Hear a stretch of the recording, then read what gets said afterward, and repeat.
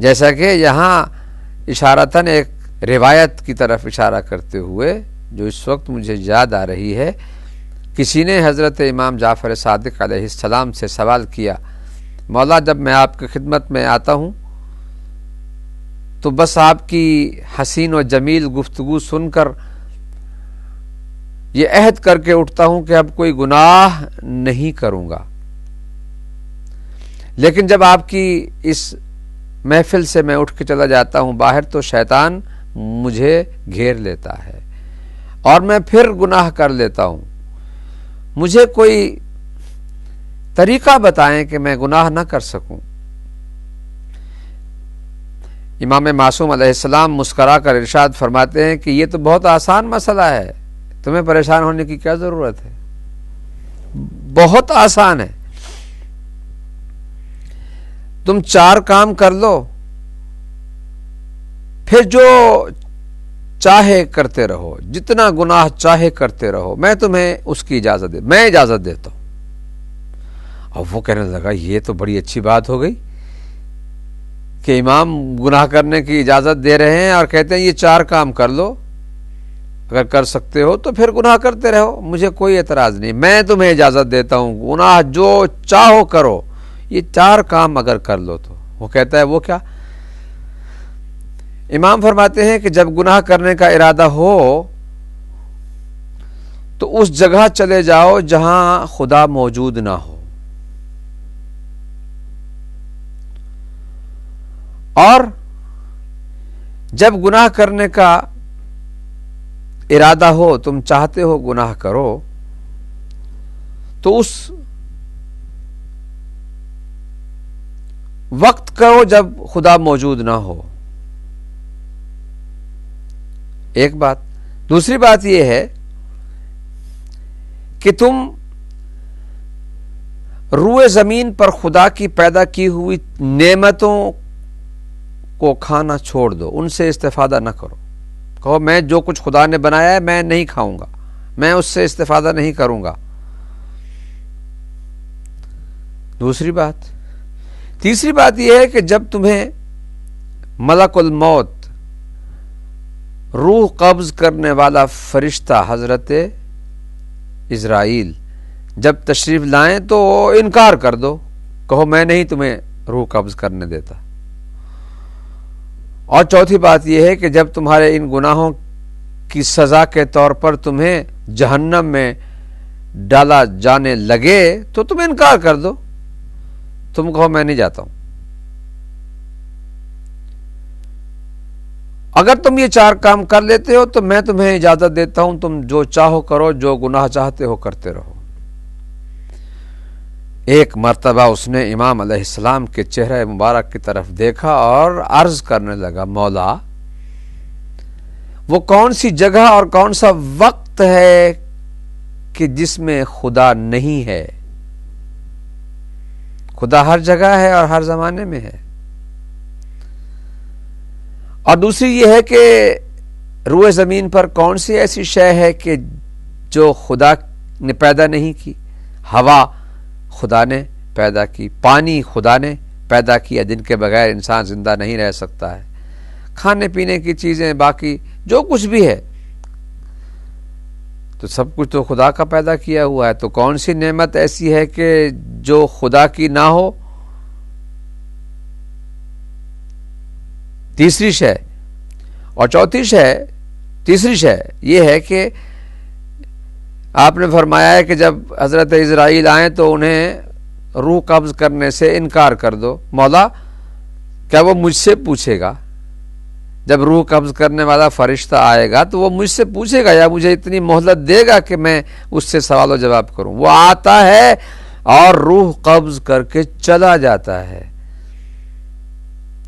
اور چوتھی بات کہ جب مجھے میرے گناہوں کی سزا کے طور پر جہنم کی طرف لے جایا جا رہا ہوگا تو کیا اس وقت میرا اختیار ہوگا کہ بھئی میں کہوں میں نہیں جاتا ہوں؟ وہ تو مجھے اٹھا کے لے جائیں گے اور جہنم میں ڈال دیں گے اور کہیں گے کہ تو اپنے گناہوں کی سزا کے طور پر اس جہنم کی آگ میں جلتا رہے۔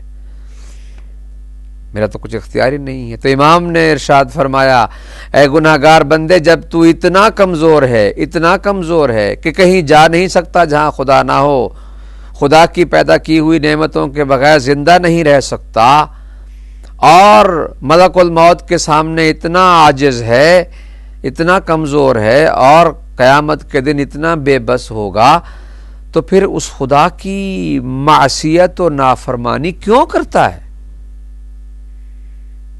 اللہ اکبر۔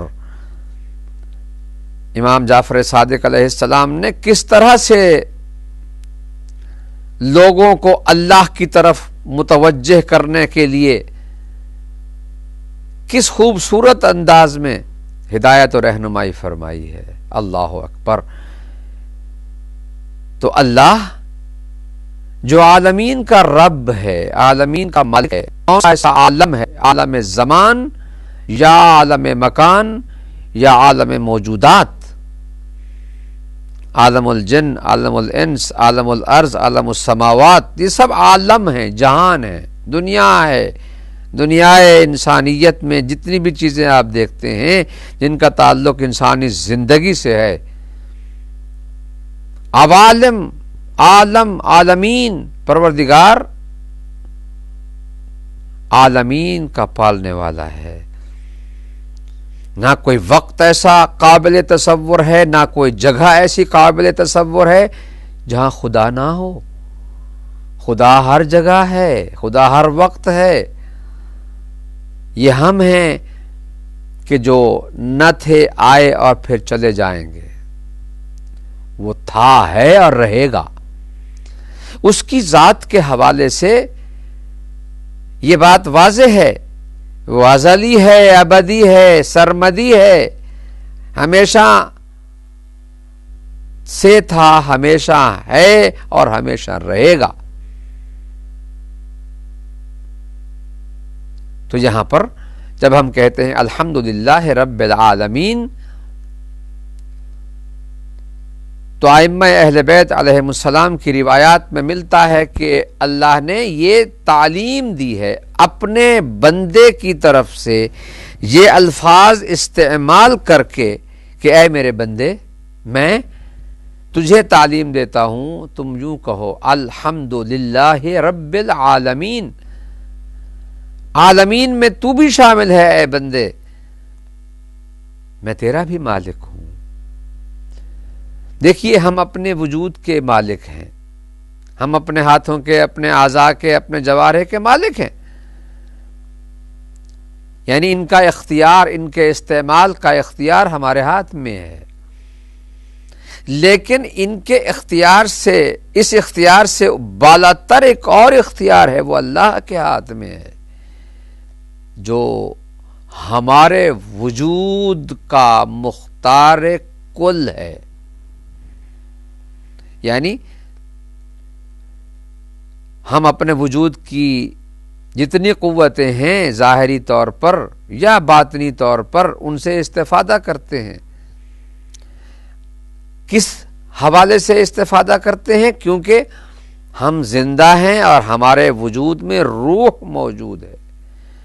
جب تک روح ہے ہم ان سے استفادہ کرتے رہتے ہیں، لیکن روح ہمارے ہاتھ میں نہیں ہے، نہ اس کا آنا ہمارے ہاتھ میں، نہ اس کا جانا ہمارے ہاتھ میں۔ یہ جو کہتے ہیں اسلام میں خودکشی حرام ہے، اس کا فلسفہ یہی ہے کہ ہم کون ہوتے ہیں روح کو اپنے وجود سے ختم کرنے اور نکالنے کے؟ ہمارا کیا اختیار ہے؟ جس نے یہ روح ڈالی ہے یہ اسی کا اختیار ہے، اسی کا حق ہے، وہ مالک ہے۔ ہم روح کے مالک نہیں ہیں۔ اللہ تعالیٰ کا یہ احسان ہے کہ اس نے ہمیں ان قوتوں کو عطا کرنے کے بعد ان قوتوں کے استعمال کا اختیار اور قوت ہمیں عطا فرمائی ہے۔ قوت بھی رکھتے ہیں، اختیار بھی رکھتے ہیں کہ ان چیزوں کو استعمال کریں اپنی بہتر زندگی کے لیے۔ تو کہتے ہیں الحمدللہ رب العالمین۔ انسان کتنا مغرور ہے کہ کبھی کبھی یہ سوچتا ہے کہ یہ سب کچھ میرے اختیار میں ہے، یہ میرا ہے۔ اسے پتہ نہیں یہ سب کچھ وہ ہے جو نہ تھا، ہوا اور نہ رہے گا۔